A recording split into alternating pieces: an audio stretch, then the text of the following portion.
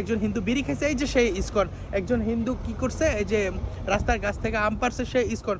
বাংলাদেশের হিন্দু সম্প্রদায়ের মানুষজন কম বেশি সবাই জানে যে বাংলাদেশে ইসকন আসলে কি কাজ করতেছে বা ইসকন হিন্দুদের কেমন সংগঠন। কিছু স্বার্থান্বেষী মহল ব্যতীত, যাদের ব্যবসা বা ধর্ম ব্যবসা বন্ধ হয়ে গেছে ইসকনের জন্য, তারা ব্যতীত বাকি সবাই ইসকনের কার্যক্রমকে সাপোর্ট করে। এবং ইসকনের যে এই যে কার্যক্রম, সে কার্যক্রমে বিভিন্ন দখল হওয়া মন্দির উন্মুক্ত হইতেছে, ধর্মের প্রচার প্রসারের কাজে আসতেছে। এবং ইসকনের যে ফুড ফর লাইফ কর্মসূচি সহ সারা বিশ্বে যে সনাতন ধর্মকে যে আপহোল্ড করে, ব্যাপারগুলো অবশ্যই গর্বের বিষয়। বাংলাদেশে বিগত ৫-৬ বছর যাবৎ ইসকনকে কেন্দ্র করে বাংলাদেশের হিন্দু সম্প্রদায়ের মানুষজনকে যে হত্যাযোগ্য করে তোলা হইতেছে, এটা খুবই বাস্তব এবং আপনারা দেখতেছেন। এবং এই যে ধরেন এই ইসকন ট্যাগ দিয়ে বাংলাদেশের অনেক হিন্দুকে জেলে নিয়ে যাওয়া হয়েছে, অনেক হিন্দু যুবকের চাকরি দেওয়া হয় না, অনেক হিন্দু তার যোগ্যতা বলে বিসিএস যখন তার সুপারিশপ্রাপ্ত হয়, তখনও তার পরবর্তীতে ইসকন সন্দেহে বা সে নিরামিষ ভোজন করে এই সন্দেহে মেধাবী ছাত্রদেরকে চাকরি থেকে বঞ্চিত করা হয়েছে।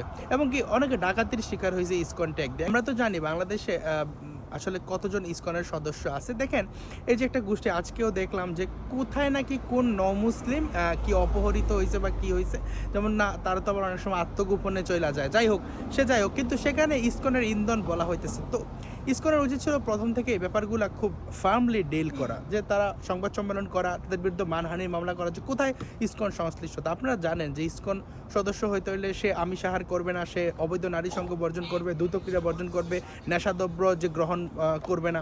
কিন্তু দেখা যায় যে সে বিড়ি খায় এমন একজন হিন্দু, তাকে ইসকন ট্যাগ দিয়ে দিচ্ছে। ওই যে অন্তর মজুমদার কয়েকদিন আগে কি ডাকাতি করতে যায়, কি একই পরিবারের মামে এসে কয়েকজনকে খুন করলো, সে তো অপরাধী, কিন্তু তাকে ইসকন ট্যাগ দিয়ে দিচ্ছে। যখন দেখতেছি ইসকন ট্যাগ খাইতেছে না, তখন হিন্দু মহাজোট ট্যাগ দিয়ে দিচ্ছে। এগুলো কেন? কারণ দেখেন, এই যে মহিবুল্লাহ হুজুর যখন নিজে নাটক সাজায় ইসকন অপহরণ করছে, তখন কিন্তু টিএমডি অর্থাৎ টোটাল হিন্দুদেরকে গণহত্যা করার জন্য টোটাল মালাউন ডেথ নামের একটা ক্যাম্পেইন চালানো, অর্থাৎ ইসকন এখানে সামনে।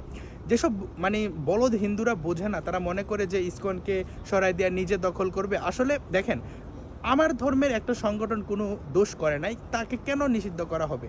সে যদি কোনো দোষ করে, সেটা প্রমাণ সাপেক্ষে করা হবে। একদিকে প্রতি শুক্রবারে বিভিন্ন জায়গায় মিছিল করে ইসকনকে জঙ্গি সংগঠন বলা, অন্যদিকে ইসকনের প্রত্যেকটা প্রোগ্রামে দেশের এমপি, মন্ত্রী, মিনিস্টার, প্রশাসক, জেলা প্রশাসক সবাই যায়। এটা কোন ধরনের কথা? একটা জঙ্গি সংগঠনের মিটিংয়ে সবাই যায়, দেশের মন্ত্রী যায়, একটা দলের নেতৃস্থানীয় ব্যক্তিত্বরা যায়। একদিকে ট্যাগ দিয়ে সাধারণ হিন্দুদের জীবনকে দুর্বিষহ করে তুলতেছেন ইসকন বইলে, আরেকদিকে ইসকনের সবাই মন্ত্রী, মিনিস্টার সবাই যাইতেছে। হিন্দু যুবকদের চাকরি থেকে বাদ দেওয়া হইতেছে যে নিরামিষ বুঝি ইসকন সন্দেহে, ইসকন সন্দেহে ডাকাতির শিকার হইতেছে। তো ইসকন আসলে এগুলো নিয়ে আসলে কি করছে? ইসকন সন্দেহে জেলে নিয়ে যাওয়া হইতেছে। ইসকনের আসলে এগুলো নিয়ে আসলে স্ট্যান্ড কি? তারা যে এই গুজবগুলোর বিরুদ্ধে, তারা যে অনলাইনে যে একদম সার্চ করে এগুলো ডিবাঙ্ক করতেছে না, এগুলো যে এক পর্যায়ে কাল হয়ে দাঁড়াবে, সেটা আমরা বারবার বলতেছি। তারা চাইতেছে ইসকনকে সামনে রেখে বাংলাদেশের হিন্দু সম্প্রদায়ের উপর একটা গণহত্যা চালানোর জন্য। সুতরাং ইসকনের এটা দায়িত্ব হয়ে দাঁড়াবে। আমি বিশ্বাস করি ইসকন চাইলেই পারে এইসব গুজবগুলার মূল উৎপাদন করতে।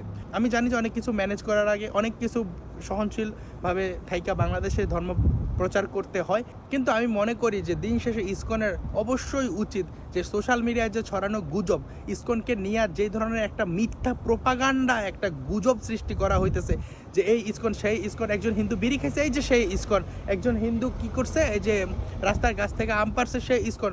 এই জিনিসগুলা কিন্তু একসময় মহিরু আকার ধারণ করবে। তারা আমি মনে করি বাংলাদেশ ইসকনের উচিত অবশ্যই এইসব ব্যাপারগুলোর দিকে নজর দেওয়া। ধন্যবাদ সবাইকে। ভিডিও ভালো লাগলে লাইক, কমেন্ট, শেয়ার করে পাশে থাকতে পারেন।